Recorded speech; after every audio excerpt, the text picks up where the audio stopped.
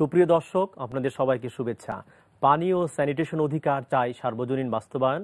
আমাদের আজকের বিষয় সাম্যভিত্তিক নিরাপদ পানি ও স্যানিটেশন, জাতীয় বাজেটে বরাদ্দ। আপনাদের সবাইকে স্বাগত জানাচ্ছি আজকের আলোচনায়। আমাদের সঙ্গে আছেন জনাব ফজলে হোসেন বাদশাহ, মাননীয় সংসদ সদস্য, জাতীয় সংসদ এবং স্থানীয় সরকার, পল্লী উন্নয়ন ও সমবায় মন্ত্রণালয়ের সংসদীয় স্থায়ী কমিটির সদস্য। আপনাকে স্বাগত। আমাদের সঙ্গে আছেন মিস্টার আবু আলম মোহাম্মদ শহীদ খান, সাবেক সচিব, স্থানীয় সরকার বিভাগ। আছেন doctor Mohammad Khairul Islam, country representative, water aid in Bangladesh. তো আপনাদের তিনজনকে স্বাগত জানাচ্ছি। তো প্রথমে মিস্টার খায়রুল, আপনাকে জানতে চাইব যে নিরাপদ পানি এবং স্যানিটেশন এই ব্যাপারটি আমরা বুঝি, কিন্তু তার আগে একটি বাড়তি প্রত্যয় যোগ হয়েছে যে সাম্যভিত্তিক নিরাপদ পানি এবং সাম্যভিত্তিক স্যানিটেশন। এইটা দ্বারা আসলে কি বোঝানো হচ্ছে, যদি খুব সহজ করে আমাদের দর্শকদের উদ্দেশ্যে একটু বলেন। আপনারা জানেন যে 2010 সালে জাতিসংঘের সাধারণ অধিবেশনে পানি এবং স্যানিটেশনকে মানবাধিকার হিসেবে গ্রহণ করা হয়েছে এবং বাংলাদেশও সেটাকে সমর্থন জানিয়ে এসছে এবং নীতিগতভাবে বাংলাদেশও সেটা স্বীকার করে।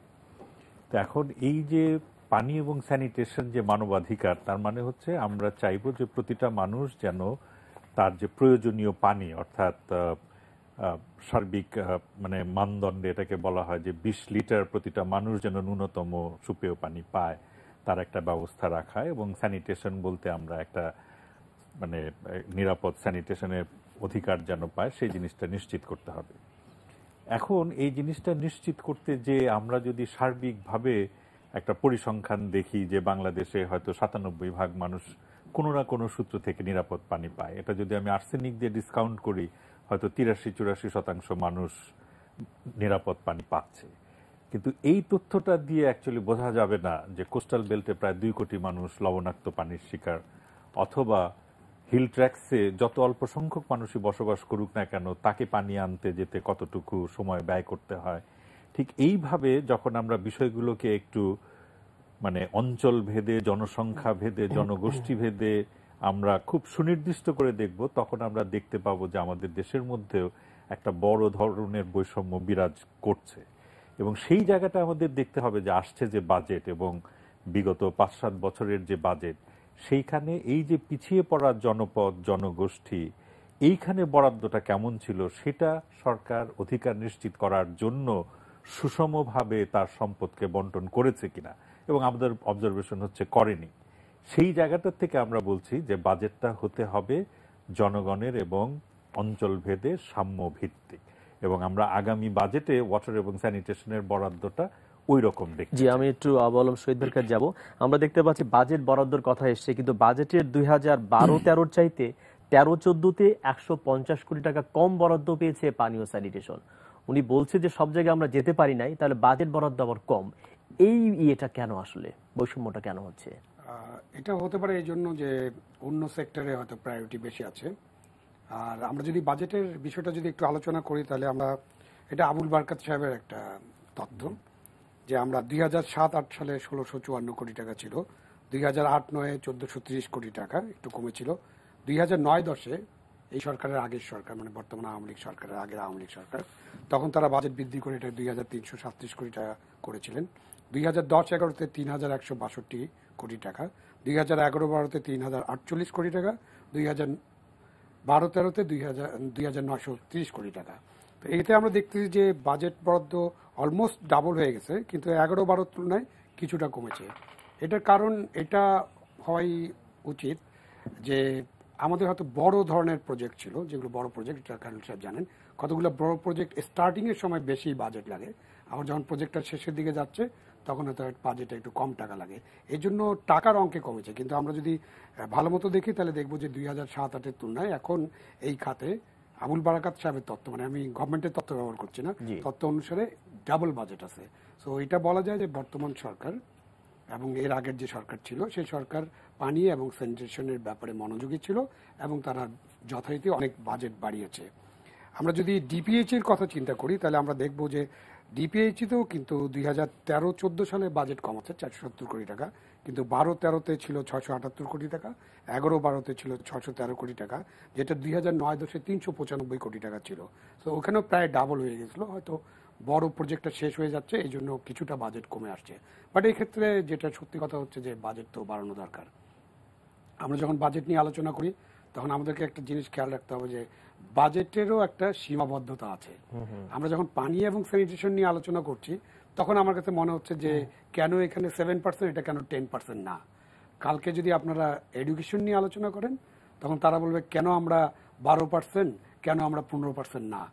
আপনি যেদিন সড়ক পরিবহন ব্যবস্থা, রেলওয়ে কিংবা স্বাস্থ্য, অনেক সেক্টর আছে, এগ্রিকালচার, সবাই এই কথাটাই বলবে যে কেন আমাদের বাজেট এত পার্সেন্ট বেশি না। সুতরাং বাজেটটা একটা পায়ের মতো, 100 টাকা আমরা যদি ধরি, এটাকে বিভিন্ন সেক্টরে প্রায়োরিটি বেসিসে ভাগ করে দিতে হয় এবং আমরা একটা মধ্যম আয়ের দেশে রূপান্তর হওয়ার চেষ্টা করছি। শেখ হাসিনা চাচ্ছেন যে 2021 সালের মধ্যে আমরা মধ্যম আয়ের দেশে রূপান্তরিত হব। তাহলে ধরে নেওয়া যায় আমরা এখনো নিম্ন আয়ের দেশে আছি। সুতরাং আমাদের এই দেশে পুরো বাজেট এবং বাজেটের যে ডিমান্ড থাকবে, এই ডিমান্ড কখনোই মিট আপ করা সম্ভব না। তবে আমি এগ্রি করি যে যেহেতু আমরা বলেছি যে পানি এবং স্যানিটেশন অধিকার এটা একটা মানব অধিকার, সেই ক্ষেত্রে আরো মনোযোগী হওয়ার সুযোগ আছে এবং আমি আহ্বান করবো, আমার পাশে তো একজন এমপি আছে, আমি ওনাকে প্রশ্ন করবো। একটা হচ্ছে বাজেট বরাদ্দ, আর হচ্ছে বরাদ্দকৃত অর্থকে আসলে ঠিকমতো ব্যবহার হয়। আমরা দেখি অনেক লুটপাট হয়, অনেক দুর্নীতি হয়, ব্যবহারের ক্ষেত্রে স্বচ্ছতার অভাব থাকে। তো এইখানে আসলে করবার কি আছে? এখানে সবচেয়ে বড় যে প্রয়োজনটা রয়েছে যে আমরা যে কর্মসূচি নিয়ে আলোচনা করছি, যে জনগণের প্রত্যেক মানুষের যে পানি পাওয়ার অধিকার কিংবা স্যানিটেশনের প্রশ্ন যেটা আনছি, বা অন্যান্য যে কোনো অধিকারের কথা বলা যায় না কেন, বা উন্নয়নের যে কোনো দিক নিয়েই আমরা বিবেচনা করি না কেন, সেটা আমাদেরকে স্থানীয় ব্যবস্থার উপরে ছেড়ে দিতে হবে এবং স্থানীয় সরকারের উপরেই ছেড়ে দিতে হবে। এবং সেটা যদি করা যায় তাহলে এটার একটা মানে সর্বোৎকৃষ্ট একটা ব্যবহার হতে পারে এবং এটাকে জনগণ প্রত্যক্ষভাবে দেখতেও পারে যে এটা সঠিকভাবে এই বাজেটটাকে কাজে লাগানো হচ্ছে কিনা। এটা খুব গুরুত্বপূর্ণ বিষয়। এবং আজকে যদি কেন্দ্র থেকেই সবকিছু করা হয় তাহলে পারে সেটা আমার মনে হয় যে আমি যে দুর্নীতির প্রসঙ্গটা নিয়েছিলাম, যে টাকা পয়সা যে বরাদ্দ হয় সেইটাও কি ঠিকমতো ব্যবহার হয় কিনা, সেটা নির্ভর করবে যে কি প্রক্রিয়াতে সেই অর্থটাকে বরাদ্দ করা হচ্ছে। সেটাই হলো সবচেয়ে বড় প্রশ্ন। তো আমরা মনে করি যে হ্যাঁ, দুর্নীতি তো রয়েছে, দুর্নীতি নিয়ে অনেক কথা হচ্ছে, কিন্তু আমি মনে করি যে এটা পরিবর্তন করা সম্ভব এবং এটা পরিবর্তনের গোটা পৃথিবী জুড়েই অনেক উদাহরণ রয়েছে। সেই উদাহরণগুলো আমরা এখনো সেইভাবে আমরা অনুসরণ করছি বলে আমার কাছে মনে হয় না। জি, আমি একটু মিস্টার খায়রুল কাছে যাবো যে বাংলাদেশের ক্ষেত্রে কত ভাগ আসলে নিরাপদ স্যানিটেশন পানি পাচ্ছে, শহর এবং গ্রামের ভেদটা যদি আপনি একটু বলেন। এখানে আমরা মোটামুটি ভাবে আমি প্রারম্ভিক বক্তব্যে বলেছিলাম যে এই গত সপ্তাহেই বিশ্ব স্বাস্থ্য সংস্থা এবং ইউনিসেফ মিলে সবগুলো দেশে তারা নিয়মিত জরিপ করে এবং আপডেট করে, এবং তার যে আপডেটটা আমাদের কাছে এসছে এটা উৎসাহব্যঞ্জক এই অর্থে যে আমরা এই উপমহাদেশের মধ্যে খোলা মাঠে মলত্যাগের যে হার সেটা আমরা 3% নামিয়ে নিয়ে এসেছি। কিন্তু সংজ্ঞা অনুযায়ী এখানে সরকার আর তাদের মধ্যে একটা বিভেদ আছে। তাদের সংজ্ঞা অনুযায়ী এখন মাত্র 57% মানুষ অ্যাকচুয়ালি স্যানিটেশনের কাভারেজের মধ্যে এসছে, কিন্তু সরকার দাবি করে যেটা 90% মতো। তো আসলে এখানে যে বিভেদটা সেটা হচ্ছে যে মানুষ ফিক্সড পয়েন্টে অর্থাৎ ল্যাট্রিন ব্যবহার করছে, কিন্তু তার সবগুলো স্বাস্থ্যসম্মত নয়।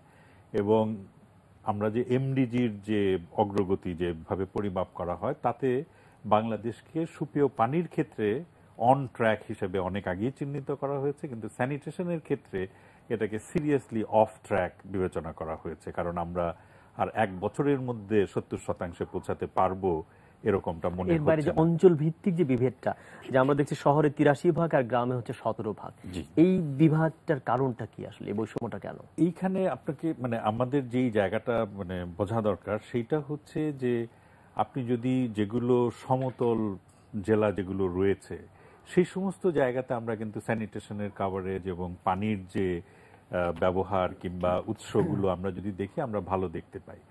কিন্তু বাংলাদেশের একটা বড় অংশ উপকূল, এখানে প্রায় 2 কোটি জনগোষ্ঠীর বাস।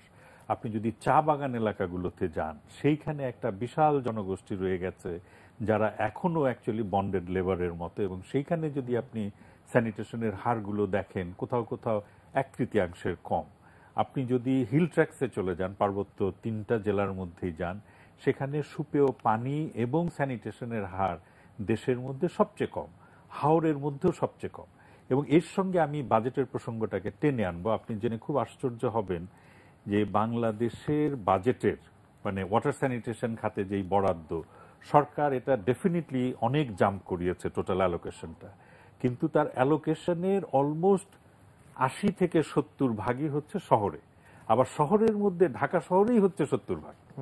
তো গ্রামাঞ্চলে আমি যদি একটা পার ক্যাপিটা দিয়ে বলি যে ঢাকা, চট্টগ্রাম, খুলনা, রাজশাহী এদের জন্য পার ক্যাপিটা ওয়াটার স্যানিটেশনে সরকারের বরাদ্দ হচ্ছে 1000 টাকা, আর একটা চরের মানুষের জন্য 33 টাকা, হিল ট্র্যাক্সের মানুষের জন্য জনপ্রতি 11 টাকা, যেখানে ঢাকা শহরবাসীর জন্য হচ্ছে গড়ে 1000 টাকার মতো।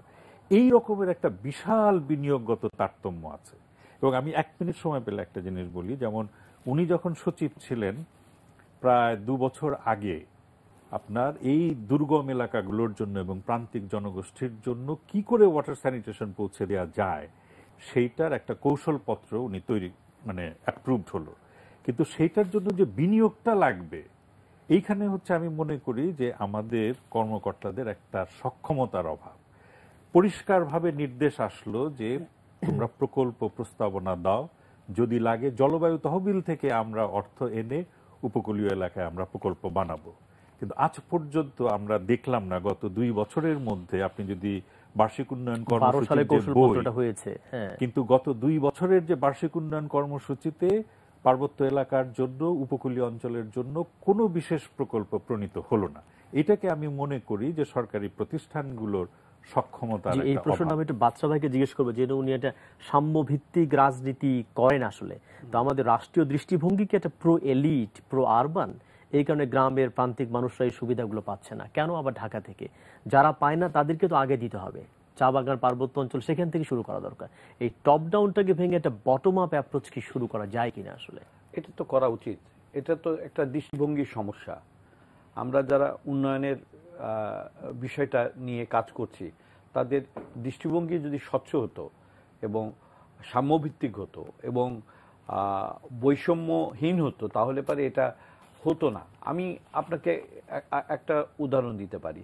আপনি গ্রামের মধ্যে দিয়ে হেঁটে যাবেন, যে গ্রামটা দেখবেন যে একটু অবস্থা সম্পন্ন, সেখানে আপনি বিদ্যুতের সংযোগ পাবেন, সেখানে স্কুল পাবেন। আর একটা দরিদ্র এলাকার মধ্যে আপনি কিন্তু রাস্তাও পাবেন না, বিদ্যুৎ সংযোগও কম পাবেন।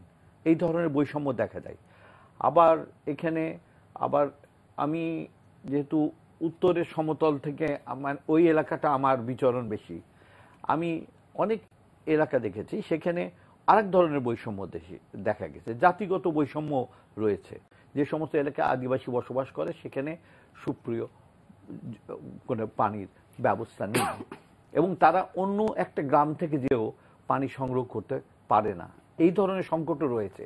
ফলে সমাজের ভিতরে যে বৈষম্যটা রয়েছে, সেই বৈষম্যটাকে দূর করার ক্ষেত্রে উপর থেকে একটা নীতিগত উদ্যোগ গ্রহণ করতে হবে। আমার মনে হয় সেটার অভাব রয়েছে। সেটা আমার মনে হয় যে এখন সময় এসেছে যে আমরা এই আমাদের যে ভারসাম্যহীনতা রয়েছে উন্নয়নের ক্ষেত্রে, আমরা এই যে লোকাল গভর্নমেন্টের সমস্ত ক্ষেত্রে সেটা আমাদের পরিবর্তন করা দরকার এবং এর মধ্যে একটা সাম্যতা ফিরিয়ে আনা দরকার। জি, শহীদ ভাই যদি বলেন যে চর, হাওর, সমুদ্র উপকূল যেখানে প্রবল খরা আক্রান্ত, আবার কোথাও বন্যা প্রবণ, পাহাড়ি, দুর্গম, এই পিছিয়ে পড়া অঞ্চলগুলোতে এই সেবা এবং সুবিধা পৌঁছে দেওয়ার জন্য যে কৌশলপত্র আপনারা করেছিলেন 2012-তে, কি ছিল আসলে যার মধ্য দিয়ে এটা করা সম্ভব হতো? কৌশলপত্র কি বলা ছিল? আমি আরো 2-একটা পয়েন্ট কথা বলে অবশ্যই। প্রথমত যে 83 এবং 17% ওই তথ্যটা কারেক্ট না, যেটা খায়রুল সাহেব অলরেডি বলেছেন যে আমরা বিগত 2-3 বছরের মধ্যে এটার যথেষ্ট উন্নতি হয়েছে এবং এখন এটা 70-30।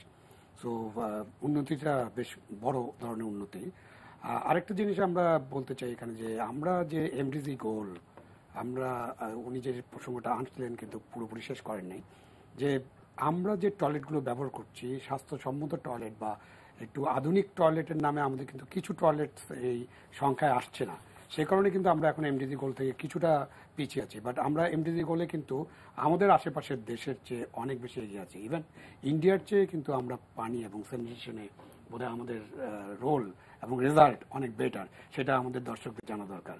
এখন আমরা আসি যে এই পিছিয়ে পড়া জায়গার মানুষগুলো, এগুলোকে আমরা হার্ড টু রিচ এরিয়া বলি, কারণ এটাতে বোঝা যাচ্ছে পার্বত্য অঞ্চল যখন আপনি চিন্তা করেন তখন ধরে নিতে হবে যে পাহাড়ের উপরে কিছু লোক বাস করে এবং পাহাড়ের উপরে কিন্তু কোনো পানি নেই। তাকে পানি নেওয়ার জন্য তাকে পাহাড় থেকে নেমে আসতে হয় এবং প্রায় 1-2-3 ঘন্টাও অনেকের লেগে যেতে পারে, এবং তারা মূলত পাহাড়ি ঝিরি থেকে পানিটা সংগ্রহ করে। সেটা একেবারে হার্ড টু রিচ এরিয়া। ওখানে আমরা টেকনোলজিকে কিভাবে ব্যবহার করে পানিটাকে সাপ্লাই করা যায় এটা আমরা চিন্তা করছি। আমরা যেটা চর এলাকা আছে সেটাও কিন্তু বেশ হার্ড টু রিচ এলাকা, তো সেই সব এলাকায় কিভাবে কি কৌশলে পানিটা দেওয়া যায়, তো আমরা একটা কৌশলপত্র প্রণয়ন করেছিলাম এবং এটার জন্য একটা ফান্ডিং এর দরকার ছিল। যদি বলি যে মন্ত্রণালয়ের কাজ যেটা, সেটা কিন্তু মূলত কৌশলপত্র, পলিসি, ডিসিশনস এগুলো দেওয়া। খালিল সাহেবকে ধন্যবাদ যে উনি এটা বলেছেন যে আমরা করেছিলাম এটা, কিন্তু আমাদের মন্ত্রণালয়ের অধীনে আরো অনেকগুলো সংস্থা আছে যারা এগুলো নিয়ে কাজ করে এবং আমরা এনজিওদের সাহায্যেও কাজ করি। আমি কিন্তু যখন মন্ত্রণালয়ের যখন কাজ করছি তখন ওনাদের সাহায্য চেয়েছিলাম। এইটাই আমাদের বাস্তবতা যে আমরা ঠিক অত সক্ষমতার সাথে বোধহয় এটা করতে পারিনি, কিন্তু এটা আমরা যেহেতু কৌশলপত্র হয়েছে আমি প্রত্যাশা করবো যে এটা দ্রুত বাস্তবায়ন হবে। একটা বোধহয় দুর্নীতির বিষয়ে আপনি একটা মন্তব্য করেছিলেন, ওখানে আমি একটু আসতে চাই।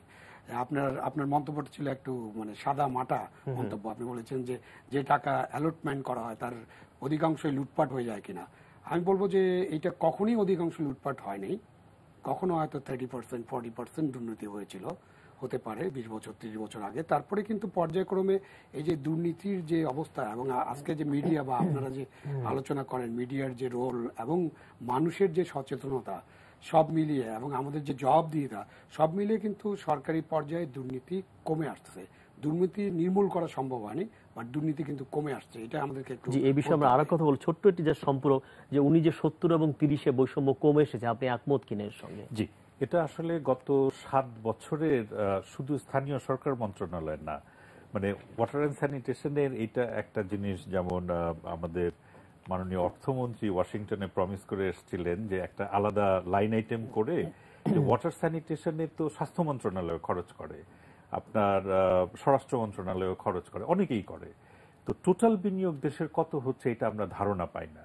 তো আমরা ওয়াটার এইডের তরফ থেকে অ্যাকচুয়ালি একটা স্টাডি কমিশন করেছিলাম যে 7 বছরের বাজেট এবং সব মন্ত্রণালয়ের খরচ দেখে এটাকে আলাদা করে নিয়ে আসা। তাতে আমরা দেখতে পাচ্ছি যে গত বছর থেকে অ্যাকচুয়ালি গ্রামের দিকে একটু বৈষম্যর হারটা একটু মানে কমে আসছে, যেটা প্রায় 80-20 এরকম ছিল। লক্ষণটা ইতিবাচক, এটা তো বলাই যায়। ইতিবাচক, কিন্তু আবার ওই সার্বিক বরাদ্দের পরিমাণটা কমে যাওয়ায় হয়তো সেই পরিমাণ বরাদ্দ আর যাচ্ছে না, কিন্তু শতাংশের দৃষ্টিকোণ থেকে একটা ইতিবাচক ধারা গ্যাপটা কমে আসার একটা ঝোঁক আছে। আমরা মনে করি। অনেক ধন্যবাদ। এ নিয়ে আমরা আরো কথা বলবো। প্রিয় দর্শক, আপনারা দেখছেন সাম্যভিত্তিক নিরাপদ পানি ও স্যানিটেশন জাতীয় বাজেট বরাদ্দ।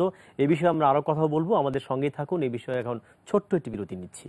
বাজেটে বরাদ্দ, তো বিরতির আগে আমরা খানিকক্ষণ কথা বলেছি। এখন ডক্টর ইসলাম আপনাকে জিজ্ঞেস করতে চাই, এই যে বিভিন্ন প্রান্তিক কিংবা পিছিয়ে পড়া জনগোষ্ঠী তারা যে পাচ্ছেন না, এর মূল কারণগুলো আসলে কি? কেন তারা পাচ্ছেন না? কেবল কি রাষ্ট্রীয় দৃষ্টিভঙ্গি না আরো কোনো ফ্যাক্টরের মধ্যে আছে? না, প্রথমত যে জিনিসটা সেটা হচ্ছে যে তাদের হাইড্রোজিওলজিক্যাল একটা ডিসঅ্যাডভান্টেজ আছে। অর্থাৎ উপকূলীয় অঞ্চলে আপনি যদি দেখেন, সেখানে একটা তো হচ্ছে যে জলবায়ু পরিবর্তন কিংবা সাগরের অনেক কাছাকাছি থাকা লোনা পানির একটা সহজাত প্রবণতা আছে। সেটার সঙ্গে কম্পাউন্ডেড হয় ধরেন চিংড়ি চাষ কিংবা হিল ট্র্যাক্সে উনি যেটা বললেন যে ঝর্ণাগুলো, আমরা ওখানে এখন ধরেন খাগড়াছড়িতে প্লেইন ল্যান্ডের মতো চাষবাস করব, ঘন জঙ্গলগুলো কেটে ফেলেছি, ঝর্ণা কমে গেছে, পানির উৎসগুলো কমে যাচ্ছে। তো এই হাইড্রোজিওলজিক্যাল ডিসঅ্যাডভান্টেজ বা চরের বা এগুলো রয়ে গেল, কিন্তু সরকারের বিনিয়োগের একটা অবশ্যই প্রয়োজন আছে। আজকে আপনাকে দেখতে হবে যে ঢাকা শহরে পানির জন্য ধরেন 1400 কোটি টাকা আমরা বিনিয়োগ করতে পারি শুধুমাত্র ঢাকা শহরের পাইপলাইন বদলানোর জন্য। সায়দাবাদের একটা ফেজের জন্য 500 কোটি, আরেকটা ফেজের জন্য 700 কোটি, এরকম মানে 1000 কোটি টাকার প্রকল্প ঢাকা শহরবাসীর জন্য। 1 কোটি মানুষ, যেটা জনসংখ্যার ধরেন হয়তো 10%-এর কিছু নিচে হবে, আমরা করছি।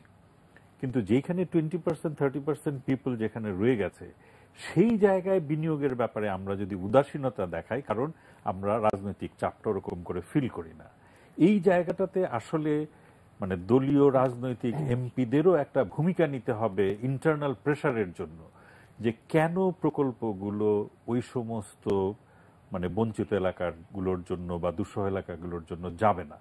এই জায়গাটাতে একটা রাজনৈতিক দৃষ্টিভঙ্গিরও বিষয় আছে। যেমন ধরেন আমি বলি, গত সরকারের সময় আওয়ামী লীগের ইশতেহার ছিল 2011 সালের মধ্যে সবার জন্য সুপেয় পানি এবং 13 সালের জন্য স্যানিটেশন নিশ্চিত করবে। ওই ইশতেহার বাস্তবায়নের জন্যই কিন্তু অর্থমন্ত্রী বাজেট বরাদ্দর প্রায় 60% জাম্প করিয়েছিলেন, যেটা বাংলাদেশের ইতিহাসে কোথাও দেখা যায় না। সেটা হচ্ছে যে একটা রাজনৈতিক কর্মসূচি ছিল এবং উনি তার জন্য অর্থ বরাদ্দ দিয়েছিলেন।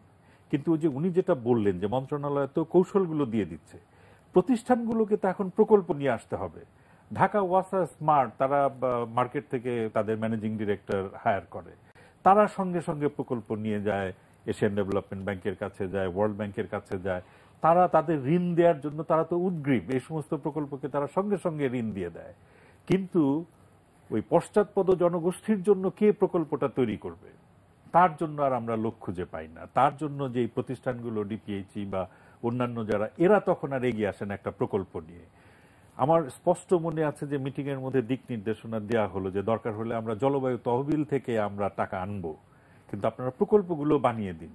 প্রকল্প আর বানানো হয় না, এই সমস্ত জায়গাতে বিনিয়োগগুলো হয় না। কাজে আমি এখানে ডেফিনেটলি মনে করি যে যারা ওই সমস্ত এলাকার মাননীয় সংসদ সদস্য আছেন এবং আজকে স্থানীয় সরকার মন্ত্রণালয় সংক্রান্ত স্ট্যান্ডিং কমিটির সংসদ সদস্য এখানে আছেন, ওনারা এই দিকটাতে যদি একটু নজর দেন। এই বিষয়ে যদি আপনি একটু বলেন, এই বিষয়ে ওখানকার এমপিরা যে ভূমিকাটা পালন করবার কথা, আমার মনে হয় যে এই ভূমিকা পালন করা তো প্রয়োজন।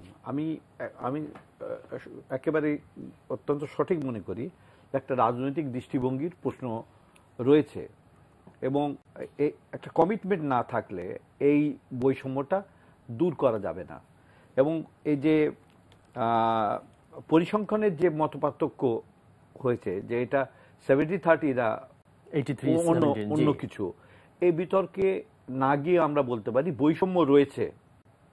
আজকে আমাদের এই 10ম সংসদের প্রথম এই সংসদীয় কমিটির সভা হয়েছে, সেখানে আমি এই প্রশ্ন উত্থাপন করেছি যে আসলে আমাদের পর্যালোচনা করা দরকার যে বিভিন্ন ইস্যুতে আমরা যে বরাদ্দটা বা করে থাকি এর মধ্যে এটা সামঞ্জস্য থাকছে কিনা, সাম্যতা থাকছে কিনা, এটা পর্যালোচনা করার প্রয়োজনীয়তা রয়েছে।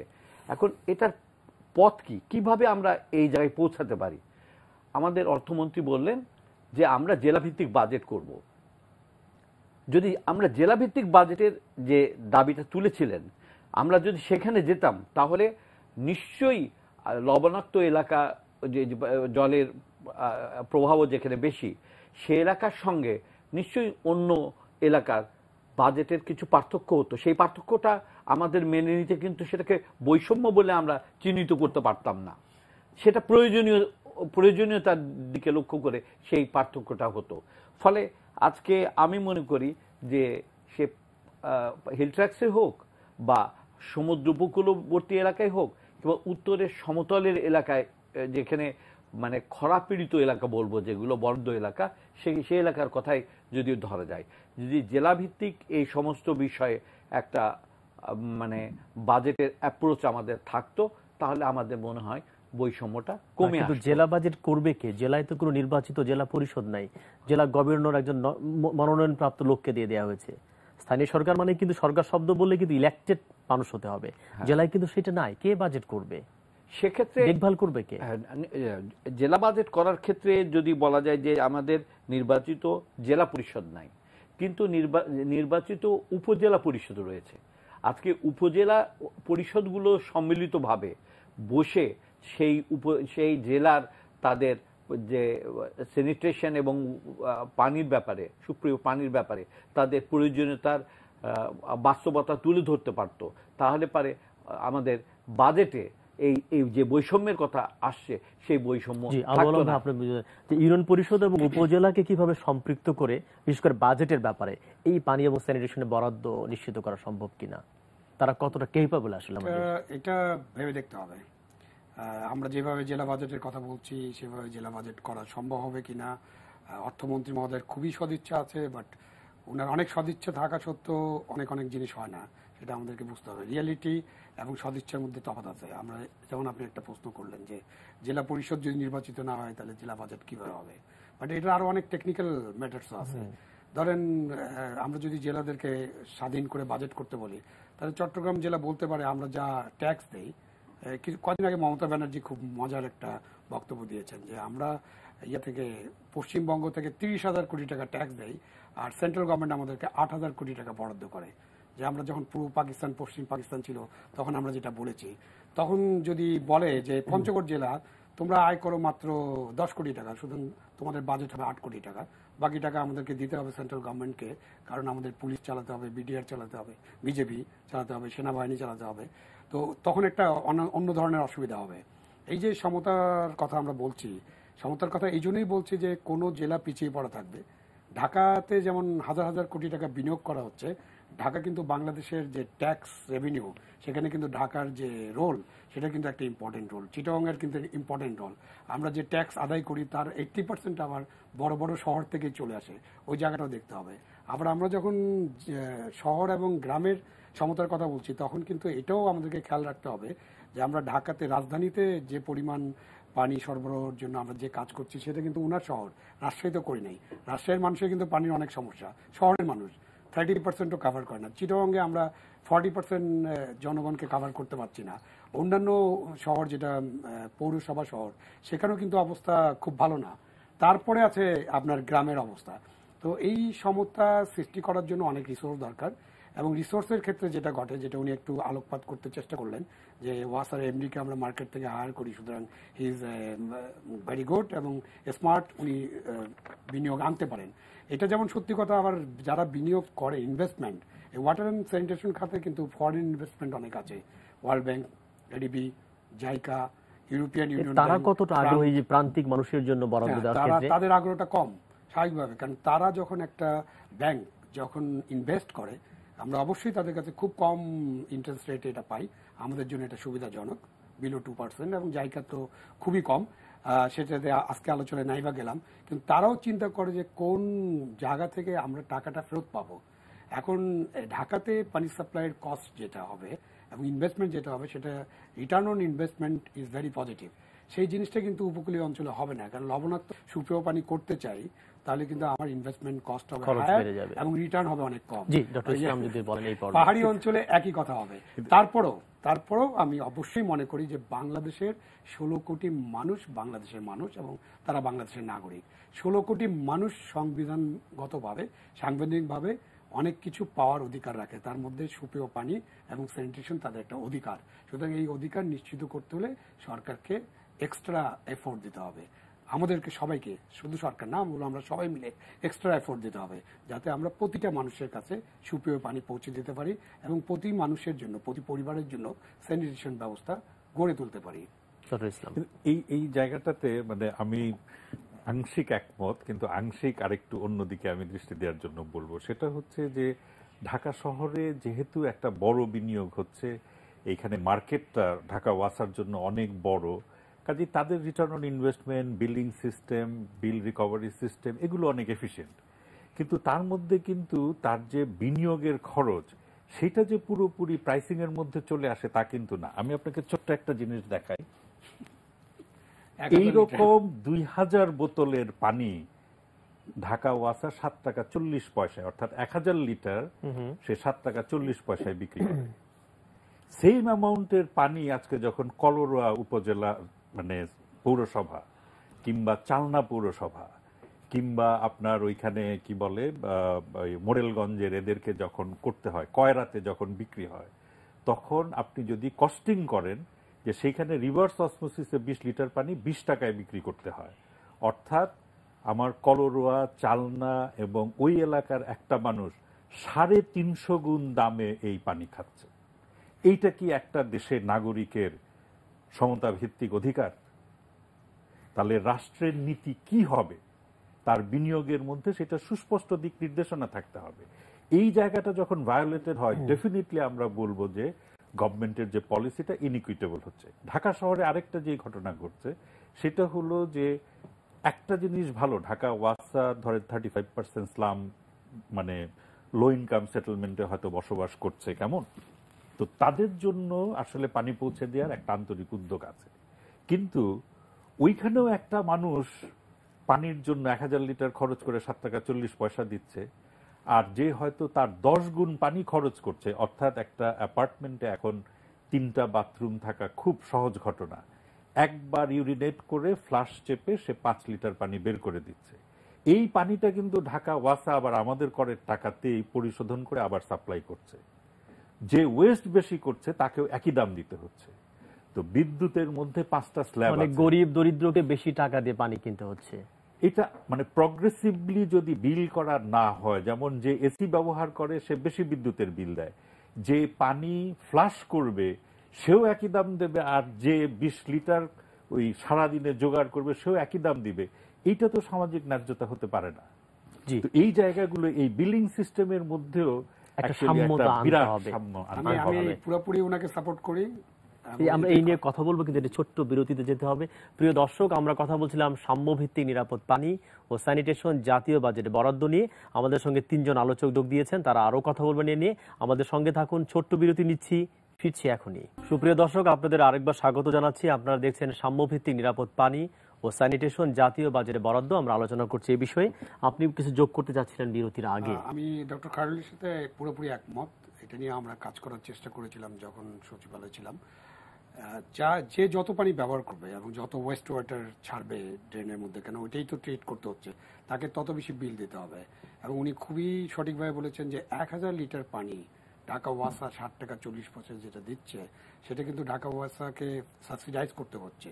তো আমরা এমনিতেই বলছি সাম্যভিত্তিক নয় বাজেটটা, তারপরে যদি ঢাকা ওয়াসা সবসময় সাবসিডাইজ করতে থাকে এবং সরকারকে যদি ওই সাবসিডির টাকার ব্যাপারে আমার একদম কড়াকড়ি কথা, যে আমরা যে টাকাটা সাবসিডাইজ করি সেটা কিন্তু জনগণের পয়সা। সেটা তেঁতুলিয়া থেকে টেকনাফ পর্যন্ত কোনো মাঝির টাকা হতে পারে, কোনো রিক্সাওয়ালার টাকা হতে পারে, কোনো একটা কৃষি শ্রমিকের টাকা হতে পারে। সুতরাং আমরা তেলা মাথায় আর কত তেল দেবো?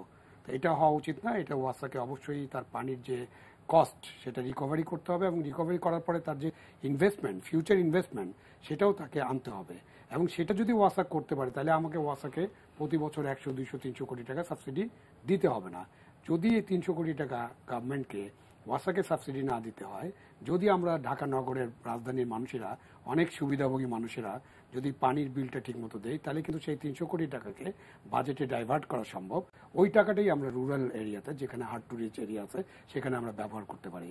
এবং একই সাথে আমাদের সরকারের যেটা করা দরকার সেটা হলো যে আমাদের যে ডোনাররা আছে, যারা তার সবসময় মনে করে যে কোথা থেকে টাকাটা ফেরত যাবে, তাদের উপর একটা চাপ সৃষ্টি করার, কেননা তারা এই বিষয়ে আমাদেরকে অনেক বড় বড় উপদেশ দেয়। আমরা যদি আরেকটা ফিগার নিয়ে আলোচনা করি, পৃথিবীর 780 মিলিয়ন মানুষ পানি কিন্তু পাচ্ছে না, সুপেয় পানি পাচ্ছে না। 3.4 মিলিয়ন মানুষ মারা যায় পানিবাহিত রোগে। এবং এটা শিকার কিন্তু দরিদ্র দেশগুলা। আমরা sub African countries, sub Saharan countries, আমাদের মতো দরিদ্র দেশগুলো এটা শিকার। এবং দরিদ্র দেশের মধ্যে দরিদ্র মানুষরা আরো বড় সবচেয়ে বেশি আরো শিকার বড় হয়। শিকার। সুতরাং আমাদের যে যারা উন্নয়ন সহযোগী দেশ বা উন্নয়ন সহযোগী সংস্থা, তাদের সাথে আমাদের এই ডিলটা করতে হবে যে তোমরা আমাদেরকে যে টাকা বরাদ্দ করছো এই টাকাটা কম, কারণ তোমরাই মিলেনিয়াম ডেভেলপমেন্ট গোল তোমরা তৈরি করে দিয়েছো, আমরা সেটা অ্যাচিভ করতে চাই। সো তোমাদেরকে আমাদেরকে আরো বেশি সহায়তা করতে হবে, কারণ বাংলাদেশের একটা ট্র্যাক রেকর্ড কিন্তু খুব ভালো। বাংলাদেশ কোনো লোন ফেল করে নেই। আমরা অনেক সময় এটা নিয়ে একটা বিতর্ক আছে, আমরা আলোচনা করি যে আমাদের প্রত্যেক মানুষের উপর কত টাকা লোন আছে, কিন্তু বাংলাদেশ এখন লোন রিপেমেন্ট এবং ইন্টারেস্ট রিপেমেন্টে বাংলাদেশ কখনোই একবারের জন্য ফেল করেনি। তো আমাদের কিন্তু এই রেকর্ডটা খুব ভালো থাকার কারণে ডোনাররা, আমাদের সহযোগী, উন্নয়ন সহযোগীরা আমাদেরকে সাহায্য করতে রাজি বলেন। আছে। সামনে হচ্ছে বাজেট, জাতীয় বাজেট সামনে, তো বাজেটকে সামনে রেখে যে পানি স্যানিটেশনে কিভাবে আরো বরাদ্দ বাড়ানো যায় এবং বরাদ্দকৃত অর্থের একটা বড় অংশ যেন প্রান্তিক, গরিব, পিছিয়ে পড়া মানুষ যায়, এই জন্য আপনি কি করতে পারেন? আপনি নিজে যেহেতু স্ট্যান্ডিং কমিটিতে আছেন, এমপি আছেন। এই প্রসঙ্গে আমি নিশ্চয়ই কথা বলবো, তবে তার আগে আমি একটা কথা বলে নিতে চাই। সেটা হলো যে আমাদের আবু আলম সাহেব যার একটা প্রস্তাব ছিল যে প্রোগ্রেসিভ এখানে বিলিং সিস্টেম হওয়া উচিত এবং যেটা খায়রুল সাহেব সমর্থন করেছেন, আমি এটাকে সাংঘাতিক একটা ইতিবাচক একটা প্রস্তাব বলে আমি মনে করি। তবে আমি একটা পার্থক্য রেখাটা জানতে চাই, সেটা হলো ওয়াসা যে এই আরবান এরিয়াগুলোতে, মেট্রোপলিটন সিটিগুলোতে যে সুপ্রিয় পানি বিতরণ ব্যবস্থা নীতিমালা অনুসরণ করছে, সেটা প্রান্তিক মানুষের জন্য প্রযোজ্য নয়। রাষ্ট্রকে সেখানে দায়িত্ব নিতে হবে। এখানে আমরা হিসাব করছি যে ডোনারদের টাকা, ডোনাররা যে টাকাটা দিচ্ছে আমাদেরকে, ঋণটা দিচ্ছে, এটা তারা এটা পরিশোধের গ্যারান্টি পাচ্ছে বলে তারা দিচ্ছে, এবং সেই জায়গা থেকে কিন্তু আমরা বিষয়গুলো দেখছি। আমার কথা হচ্ছে তা নয়। আমরা যদি জাতিসংঘের এই সিদ্ধান্তের সাথে মেনে নিয়ে থাকে যে এটা আমাদের মৌলিক অধিকার, তাহলে এটা রাষ্ট্রের দায়িত্ব রয়েছে।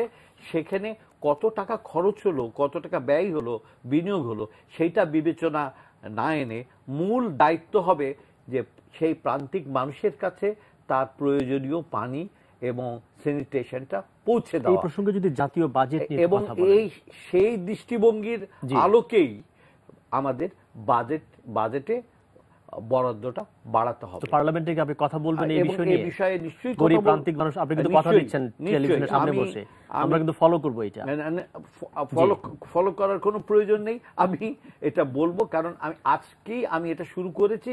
কারণ হচ্ছে যে আজকে লোকাল গভর্নমেন্ট যে ডেভেলপমেন্ট বাজেটটা ব্যয় করে, সেটা পর্যালোচনা করা দরকার।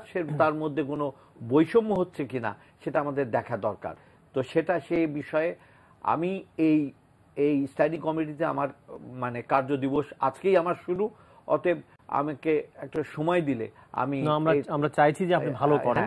তবে একটা কথা ঠিক যে আমরা আবু আলম সাহেবও ভুলে যাননি, বা আমরা আমাদের ছাত্র জীবনের কথা আমরা নিশ্চয়ই সেই সাম্যবাদী সমাজের কথা বলছি না, কিন্তু একটি ন্যায়ভিত্তিক সমাজের কথা আমরা সবসময় ভাবি। আমরা আজকেও সেই দাবি থেকে আপনারা এখন সরে যাইনি। যে ডক্টর ইসলাম, আপনি যদি বলেন জাতীয় বাজেটে বরাদ্দ আমরা বাড়াতে চাই এবং বরাদ্দকৃতের একটা বড় অংশ আমরা যে প্রান্তিক মানুষের জন্য ব্যয় হবে, কি করণীয় আসলে? স্টেক হোল্ডাররা কি করতে পারে? দুইটা সুনির্দিষ্ট পদক্ষেপ নেওয়ার জন্য বুলেট আকারে যদি বলেন। বুলেট আকারে একটা হচ্ছে যে জাতীয় কৌশলপত্র, যেটা দুর্গম এবং প্রান্তিক এলাকার জনগোষ্ঠীকে 2012 হয়েছে, এই কৌশলপত্রটা বাস্তবায়নের জন্য আগামী বাজেটের মধ্যেই একটা বরাদ্দ এবং যেটা প্রকল্পের ভিত্তিতে এটা নিতে হবে, এই একটা জিনিস করতে হবে। 2 নাম্বার হচ্ছে যেটা স্বাস্থ্য এবং স্থানীয় সরকার মন্ত্রণালয়, 2 মন্ত্রণালয়ের ফাঁক দিয়ে সবসময় পড়ে যায়, সেটা হচ্ছে হাইজিন, স্বাস্থ্য আচরণ বিধি। কোনো মন্ত্রণালয় এটার জন্য বরাদ্দ রাখে না। এই জায়গাটাতে একটা টোকেনিস্টিক বরাদ্দ হলেও আমি আগামী বাজেটে এই একটা বরাদ্দ আমি দেখতে চাই। এর বাইরে হচ্ছে কি একটা জেন্ডার পার্সপেক্টিভ কিন্তু আছে, নারীর ব্যাপার আছে, যারা হচ্ছে ডিসেবল যাদেরকে বলি তাদের ব্যাপার আছে, সামাজিকভাবে যারা বিচ্ছিন্ন থাকে তাদেরকে কিভাবে আনা যায় এই সেবার আওতায়। এটা কিন্তু এই যে আমরা যেটা national strategy for hard to reach areas and population, এই স্ট্র্যাটেজি পেপারটার মধ্যে কিন্তু এগুলো ডিটেইলস আছে। যেটা হয় নাই সেটা হচ্ছে যে এই স্ট্র্যাটেজিটা ধরে এটার বাস্তবায়ন। এখানে কিন্তু 1130 বা 60 এক্স্যাক্টলি নাম্বারটা আমার মনে নাই, সামথিং ওভার 1100 ইউনিয়নের একটা লিস্ট আছে। কোন কোন জনগোষ্ঠীকে রিচ করতে হবে তারও লিস্ট আছে। অর্থাৎ আমরা প্রাথমিক কাজগুলো সব করে রেখেছি। All we need is a project যেটা এডিবিতে রিফ্লেক্টেড থাকবে, তার জন্য বরাদ্দ থাকবে, আর স্বাস্থ্য আচরণ বিধির জন্য একটা বরাদ্দ থাকবে। কৌশলপত্র বললেন, কৌশলপত্র কিন্তু আমরা জনগণ ওইভাবে জানি না। আমাদের যেটা গুরুত্বপূর্ণ হচ্ছে আপনি যেটা বললেন যে ওই প্রান্তিক অঞ্চলের এমপিরা কতটুকু জানে, তাদেরকে যদি একটু সেন্সিটাইজ করা যায় তাহলে পার্লামেন্টে কথা বলবেন, তাহলে তো বাজেটে বরাদ্দটা আমরা বেশি পাবো। সেই রকম কোনো উদ্যোগ আপনাদের আছে কিনা? এটা আমরা গত সংসদ যখন ছিল তখন আমাদের একটা ওয়াটার স্যানিটেশনের একটা ককাস ছিল, যেখানে আমরা সংসদ সদস্যদেরকে এই যে ওয়াটার স্যানিটেশনের স্ট্র্যাটেজি, বরাদ্দের বৈষম্য, এই সমস্ত বিষয়ে অনেকগুলো আমরা কতজন এমপি ছিলেন সেই পার্লামেন্ট ককাসে? 100 মতো এমপি, 125 জনের মতো এমপি এগুলোতে অংশগ্রহণ করেছিলেন। এই সংসদে যেহেতু স্ট্যান্ডিং কমিটিগুলো সবেমাত্র গঠিত হয়েছে, এখনো সক্রিয় হয়নি, আমরা আশা করছি যে আগামী সেশন বা অচিরেই আমরা এই মানে ইন্টারাকশন বাজেটের আগে এমপিদেরকে নিয়ে বসা যায় কিনা? আমরা ঠিক নিশ্চিত নই যে বাজেটের আগে বসা যাবে কিনা, তবে আমাদের যেমন NGO forum for public health এবং অন্যান্য আমরা যারা ওয়াটার স্যানিটেশনে কাজ করছি, বাজেটের আগে আরো বেশ কিছু এই ধরনের ইন্টারাকশনের মাধ্যমে আমরা সংসদ সদস্যদের আপনি যদি বলেন যে বাজেট বরাদ্দ বাড়ানো, একই প্রশ্ন আপনার জন্য, বরাদ্দ একটু অর্থ প্রান্তিক মানুষের কাছে আমরা দিতে চাই, কি করণীয়? আসলে সময় খুব বেশি নেই বাজেটের। প্রান্তিক মানুষের কাছে তো পৌঁছাতে হবেই, এটার ব্যাপারে কোনো দ্বিমত নাই। বাজেট বাড়ানো যেতে পারে, বাজেটের নিয়ে কাজ করতে হবে, এবং বাজেট নিয়ে কাজ করতে গেলে আমাদের যে সমস্ত মূল জিনিসগুলো আছে সেগুলোর মধ্যে অবশ্যই স্যানিটেশন, ওয়াটার সাপ্লাই এবং হাইজিন প্রমোশন, এটা খুব ইম্পর্টেন্ট। এটার সাথে আরেকটা ছোট্ট এলাকায় আমি একটু আলোকপাত করতে চাই আজকে, যে আমাদের যে ইরিগেশন এফিসিয়েন্সি সেটা কিন্তু একটা বড় জায়গা। আমি যেরকম ভাবে বললাম যে ওয়াসা যদি পানির দামটা ঠিকমতো আদায় করতে পারে, তাহলে কিন্তু ওয়াসাই গ্রামের মানুষের পানির জন্য কিছু টাকা সরকারকে দিতে পারে। সেরকম ভাবে যদি আমাদের ইরিগেশন এফিসিয়েন্সি দিকে থাকে, আজকে সুপেয় পানি কিন্তু আমরা খাওয়ার জন্য ব্যবহার করছি মাত্র 7%, এর 93% পানি ব্যবহার হচ্ছে এগ্রিকালচার সেক্টরে এবং ইন্ডাস্ট্রিয়াল সেক্টরে, এবং আপনার 1 কেজি চাল করার জন্য 1500 থেকে 2000 লিটার পানি দরকার হয় এফিসিয়েন্টলি করতে হলে, অথচ আমাদের দেশে আমরা 6000 লিটার পানি ব্যবহার করছি। তাহলে এই পানি তোলার একটা খরচ আছে এবং পানিটা ওয়েস্ট হচ্ছে, এটার একটা লস আছে। এখানেও যদি এগ্রিকালচার সেক্টরে কিছু কাজ করা যায়, তাহলে আমরা এগ্রিকালচার এবং আমাদের স্বাস্থ্য এবং লোকাল গভর্নমেন্ট এবং আমাদের নদীগুলোকে, আমরা যে ধ্বংস করছি নদীগুলোকে, আপনার সুপেয় পানিটা কোত্থেকে আসবে? আমরা শুধুমাত্র যদি আন্ডারগ্রাউন্ড পানির উপর নির্ভর করি, তাহলে কস্ট অফ প্রোডাকশন বেড়ে যাবে এবং আন্ডারগ্রাউন্ড পানির উপরে নির্ভরতা অন্যান্য কমপ্লিকেশন সৃষ্টি করবে, যেমন যেটা আর্সেনিক, এবং এরপরে অন্যান্য ধাতুর ব্যাপার আছে, লোহা, ম্যাঙ্গানিজ, আরো অনেক ব্যাপার আছে। তো আমাদেরকে আমাদের নদীগুলো বাঁচাতে হবে, আমাদের এগ্রিকালচারকে এফিসিয়েন্ট করতে হবে, আমাদের এটা একটা বড় ধরনের কাজ একসাথে করতে হবে।